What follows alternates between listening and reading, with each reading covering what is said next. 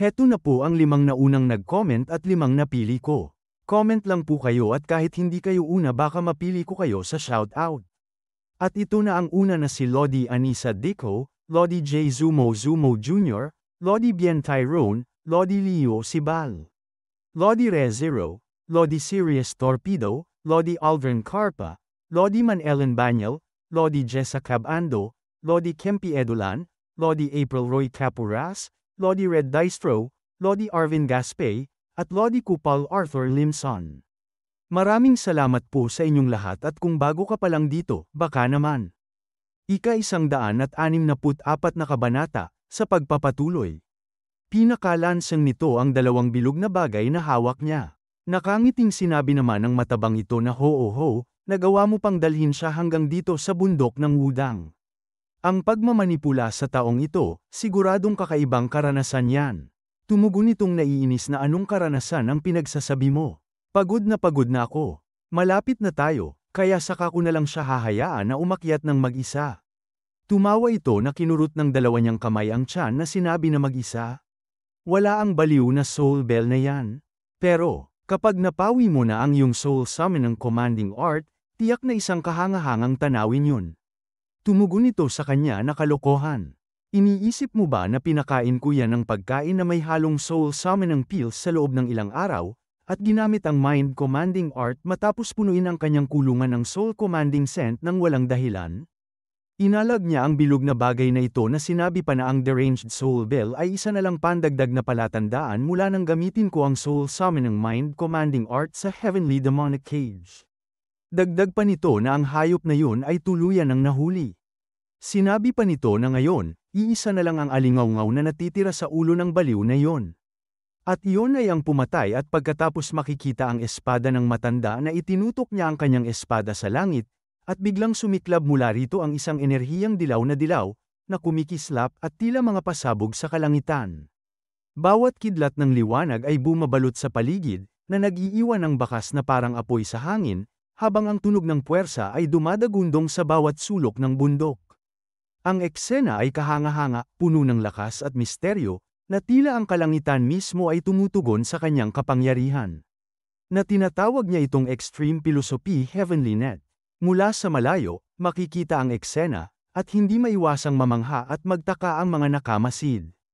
Masayang napapalakpak naman si Ryo sa kanyang nakita. Ibinalik na ng matanda ang kanyang espada sa kaluban habang sinasabi na ho, ang tagal ko nang hindi nakakalabas ng todo. Ang sarap sa pakiramdam. Sige, ano sa tingin mo? Sumagot sa kanya si Ryo na makikita ang ginawa niya sa itaas na hindi ko alam. Ang mga hibla ng sword key ay sobrang siksik kaya parang pinapatay nito ang lakas at bilis. Maganda ang pagbabago, pero kung kulang sa lakas ang lambat, hindi ba't madali lang itong mababali? Napatingin sa itaas ang matanda nang nawasak kaagad ang kanyang ginawa na napasabi na ano. Dagdag pa niya sa isip na may hindi makapaniwalang mukha na hindi ko inakalang matatamaan niya ng eksakto ang bagay na pinag-iisipan ko. Posible bang umabot na ang batang ito sa parehong antas na kinaroroonan ko? At pagkatapos sinabi niya kay Ryo na sa edad mong yan, kaya mo talagang makita yon? Ikaw, sino ka ba talaga? Itinuro niya ang kanyang sarili na mayabang na sinabi na ako syempre ang pinakamagaling na batang henyo, di ba? Ang salitang pinakamagaling ay panuring na nakakabit sa purong, henyo, at bata, kahit ano pa ang pagkakasunod ng mga salita. Napangiwi ng bibig ang matanda na sinabi niya na ewan ko kung bakit pero gusto kong tutulan yan. Lalo na sa salitang inosente, dahil mukha kang taong may napakaraming kaaway, na nakakunot ang noo nito na tumingin kay Ryo. Sinabi ni Ryo sa kanya na isang mabait na binatang tulad ko na may magagandang ugnayan sa marami ay maraming kaaway. Nagbibiro ka siguro, lolo. Mula nang lumitaw ang kawan ng mga maya matapos mong ikalat ang lambat, hindi ba't mga bisita mo sila, lolo? May gulat sa mukha nito na sinabi na ho. Ang matandang ito ay hindi pa kailanman nakipagkaibigan sa mga ganitong kalalaking maya. Sinabi pa ng matanda sa kanyang isip na mahusay nilang itinatago ang kanilang presensya, kaya natuklasan ko lang sila kamakailan. Siyempre, nakatuon ako sa Three Philosophies Sword, pero nagawa pa rin niyang manatiling kalmado kahit natuklasan niya sila. Ibinuka naman ni Ryo ang kanyang kamay na sinabi niya na ganun ba? Bilang kabayaran sa pagkain, gusto mo bang ako na ang hamuli sa kanila para tanungin? Napangisi ang matanda na sinabi sa kanya na ho, kapag ginawa mo yan, tiyak na bayad na ang pagkain mo. Sige, ako na ang magpapalipad sa mga maya. At pagkatapos malakas na humakbang ito at pinatigas ang kanyang postura na malakas na naglabas ng enerhiya na sinabi na Amataba. Sino ang naglalakas loob na maglabas ng hangaring pumatay sa banal na bundok ng Wudang? At pagkatapos ay nagtalunan ang mga ito mula sa kanilang pinagtataguan. Makikita ang mga ito sa likod ni Ryo habang sinasabi niya na kung iisipin, tungkol doon sa lambat na ipinakita mo sa akin kanina. Dagdag pa niyang nakangisi na kahit maluwag ang lambat, hindi sana ito naging problema kung may kapangyarihan itong punitin ang langit, hindi ba? Winasiwas ni Ryo ang kanyang kamay at ang nakatagong sandata niya ay makikita na kumislap na sinabi niya na katulad ng ganito. Gumamit si Ryo ng kanyang kasanayan na Soaring Lightning Knife Sword Key, Net of Heaven and Earth's Chapter. Isang napakagandang lambat ng enerhiya ang makikita sa kalangitan, kumikislap sa kulay dilaw na tila ginintoan na liwanag na sumasayaw sa bawat dampi ng hangin. Mula sa ibaba, parang isang napakalaking obra maestra na hinabi ng liwanag at ki, kumikintab at lumalawak habang dahan-daang bumababa. Ang mga nakamaskara na nilalang na tumalon sa ere ay tila mga gamo-gamong nahuhulog sa bitag ng liwanag. Na tinatawag ni Ryo ang kasanayang ito na Heaven Thunder Dancing Net, Shattered Heaven. Namangha ang matanda sa tanawing nasa kalangitan, at hindi siya makapaniwala sa kanyang nakikita. Ang dilaw na liwanag na bumabalot sa himpapawid ay tila isang banal na tanawin, isang anyo ng kapangyarihang hindi na niya naisip na masasaksihan pa. Nakatigil siya sa kinatatayuan, nakataas ang ulo, at ang kanyang mga mata ay nanginginig sa pagitan ng takot at paghanga. Tinamaan ang isang lalaki ng lambat ng enerhiya na ginawa ni Ryo, na agad na nagsitakbuhan ang mga ito paiwas sa enerhiya. Ngunit kahit na tumakbo ang mga ito, hindi sila nakaligtas. Ang enerhiyang nilikha ni Ryo ay tila may sariling buhay. Gumagalaw ito na parang may isip, sinusundan ang bawat hakbang at pagtalo ng mga tumatakas. Sa bawat pag-ikot ng hangin, ang dilaw na liwanag ay humahabol sa kanila na parang isang mabangis na espiritu ng kalangitan. Mas lumaki pa ang mga mata ng matanda sa kanyang nasaksihan na napasabi na yon ay na sinabi pa sa kanyang isip na paano. Anong kalokohan ito? At naalala niya ito na sinasabi na ang martial art na ginagamit ng batang yon. Sigurado akong nakita ko na yun 100 taon na ang nakalipas. At sa lugar na ito isang boses ang mapapakinggan na sinabi na batang hangal, bakit hindi ka nalang tumigil at sumuko ngayon? Sinabi pa ng nagsasalita habang nakatago ito na mahaba pa ang lalakbayin mo, bata. Gusto mo na bang mamatay? Napahawak ito ng kamay sa bibig na tumugon ng kalaban ng nagsasalita na ako si Gongsun Ilchay. Hinding-hindi ako sasuko, na napasabi naman ito na imposible ito. Dagdag pa niya sa isip na hindi ko akalaing ang lalaking pinalaki bilang tagapagmana ng 9 na dakilang sekta ay mangangatog sa takot. Naglabas ng enerhiya ito na itinutok sa master ni Ryo na gagamit ng Taiji Eternity. Nakahawak pa din sa bibig ito na sinabi niya sa isip na yan ay ang pinaka-perpektong Taiji sword na nakita ko sa buong buhay ko. Gaano man nakakatakot ang matandang yun, hindi niya mapipigilan yan. Biglang nanlaki ang mga mata nito ng isang liwanag ang nakita niya.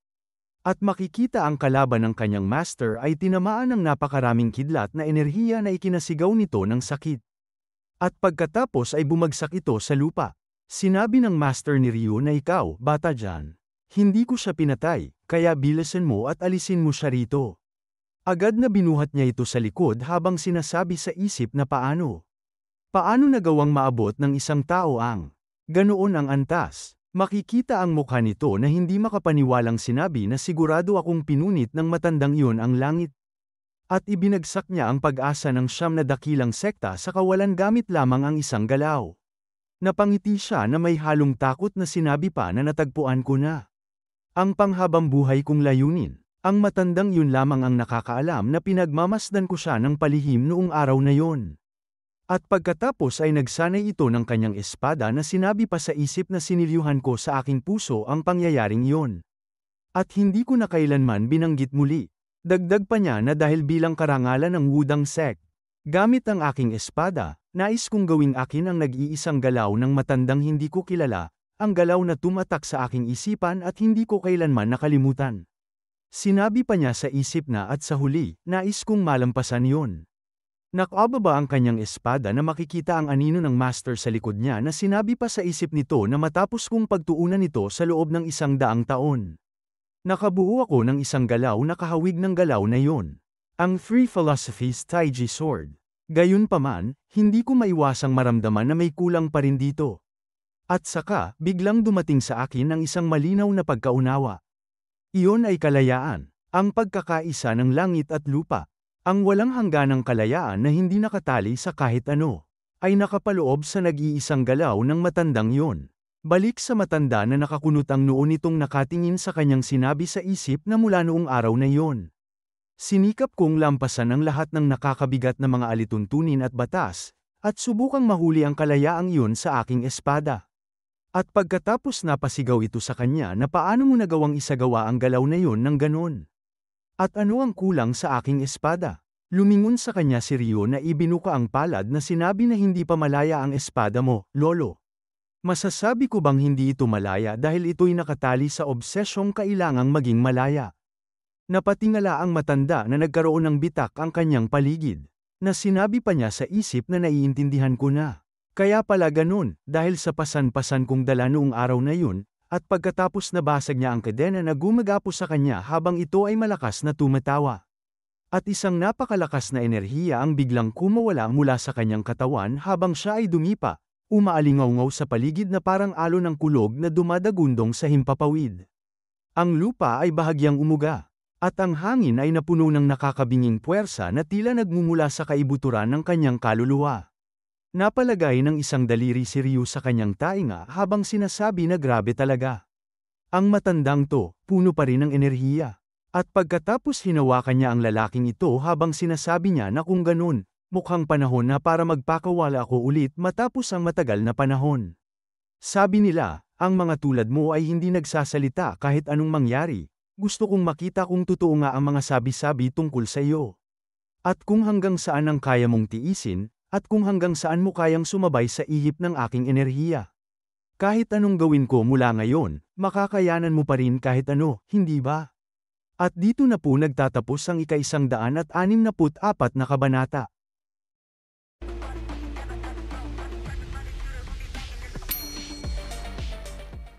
Ika-165 kabanata.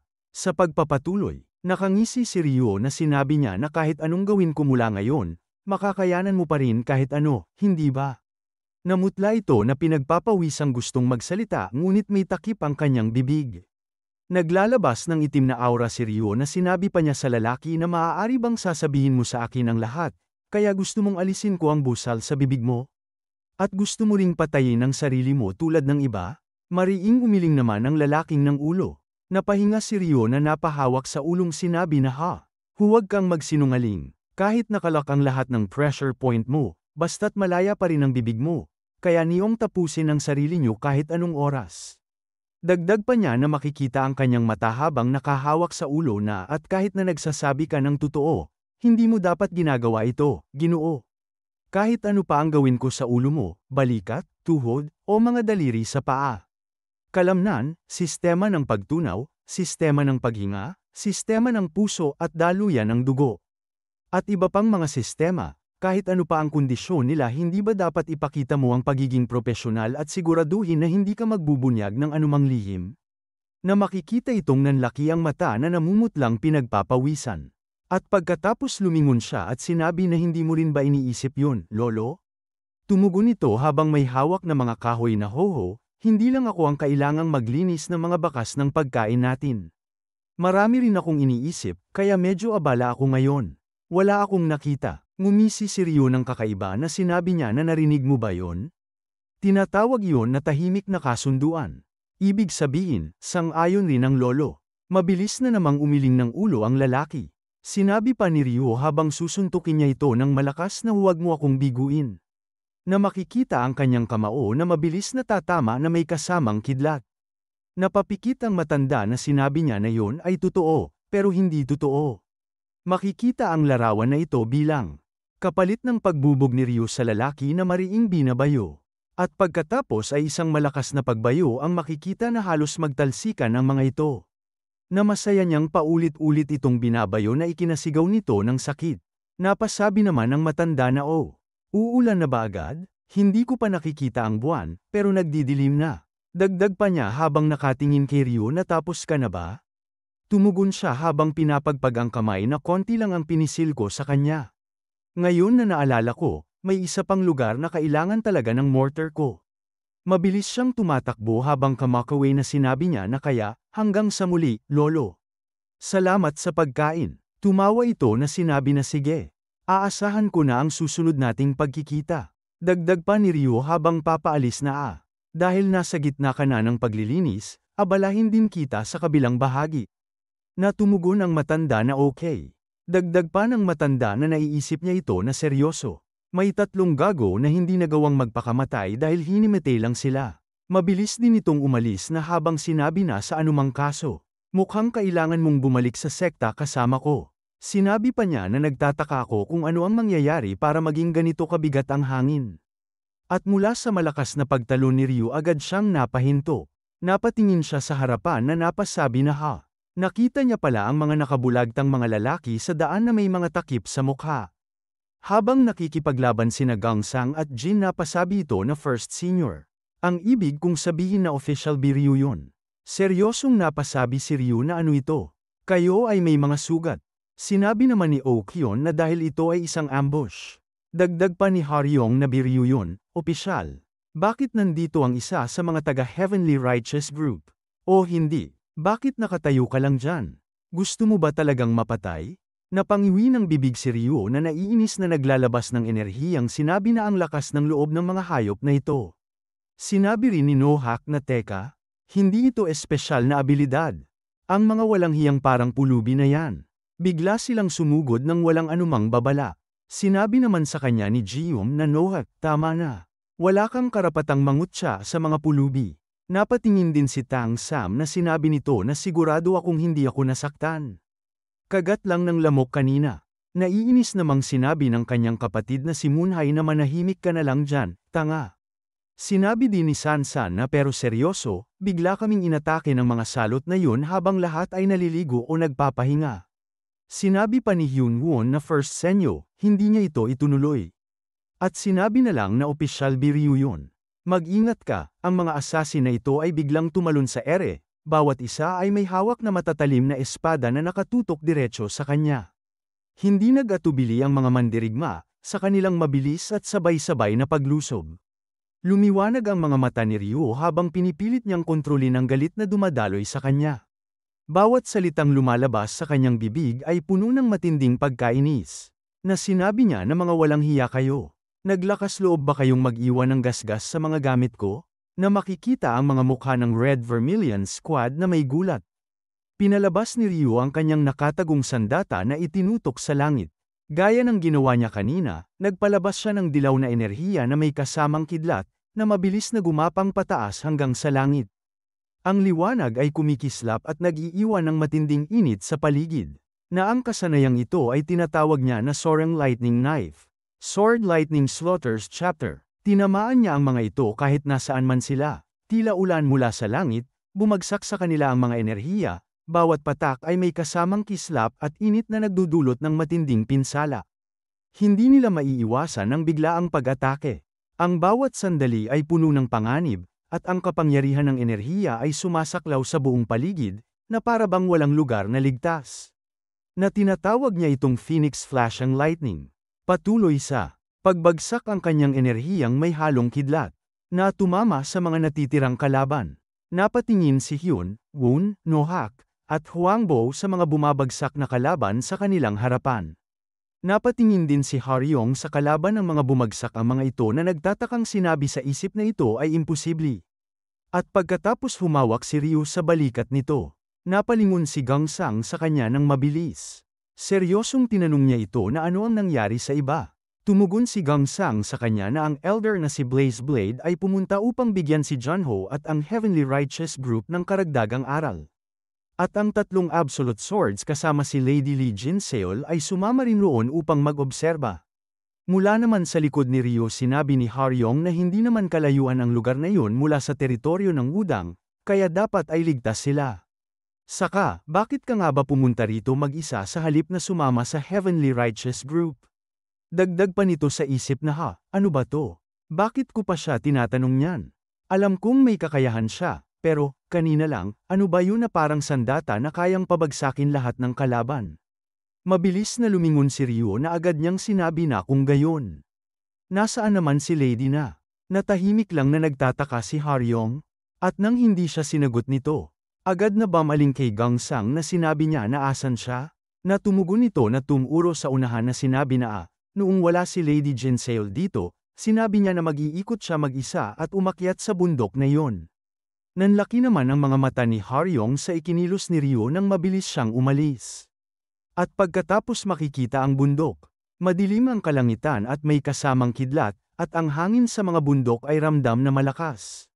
Bawat hampas ng hangin at kislap ng kidlat ay nagdaragdag ng tensyon sa paligid, na parabang naghahanda ang kalikasan sa isang paparating na pangyayari.